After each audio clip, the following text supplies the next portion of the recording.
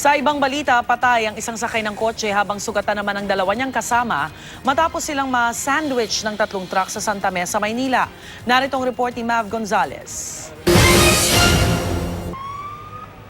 Mahigit kalahating oras ni rescue ang dalawang babaeng naipit sa kotseng ito matapos ang karambola ng apat na sasakyan sa nagtahan flyover southbound sa Santa Mesa, Maynila pasado hating gabi. Na-sandwich ang kotse sa gitna ng tatlong truck. Nasa buntot ng banggaan ng isang 14-wheeler na may kargang buhangin. Pag akyat ko po ng taas, nakita ko po traffic sa ilalim. Uminto na po ako, nagpepreno na ako. Pagdating ko po doon sa babang-baba na, bigla pong umusod na lost brake po. Hindi na po kayang uminto.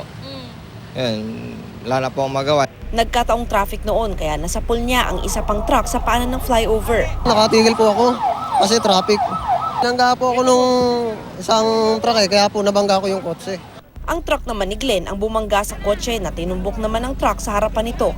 Wasak na wasak ang kotse na napagitnaan ng naglalakihang truck. Pagdating namin, yupi-yupi na po yan. May dalawang sakay sa loob, naipit. Kaya tumawag po kami agad na responde, tsaka na ambulansya. Naramdaman ko may bumangga na truck sa likuran namin. Kala ko kotse pala. Kinailangang gamitin ng spreader at cutters ang kotse para matanggal ang bubong at mailabas ang dalawang babae na naipit sa backseat.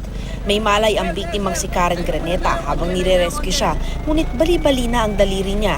Nang mailabas siya, saka nakita ang isa pang babae na naipit sa ilalim niya. Wala nang malay ang ikalawang biktimang si Ivory Abaya pero sinubukan pa siyang i-revive sa ambulansya. Nasawi sa ospital si Abaya.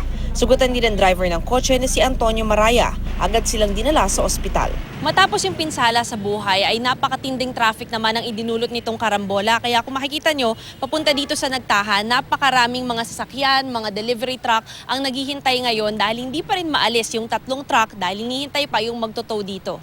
Nasa kustudiya na ng Manila Police ang driver ng truck na nawala ng preno. Ang punot dulo ng karambola. Ito ang unang balita sa Maynila. Mav Gonzalez reporting.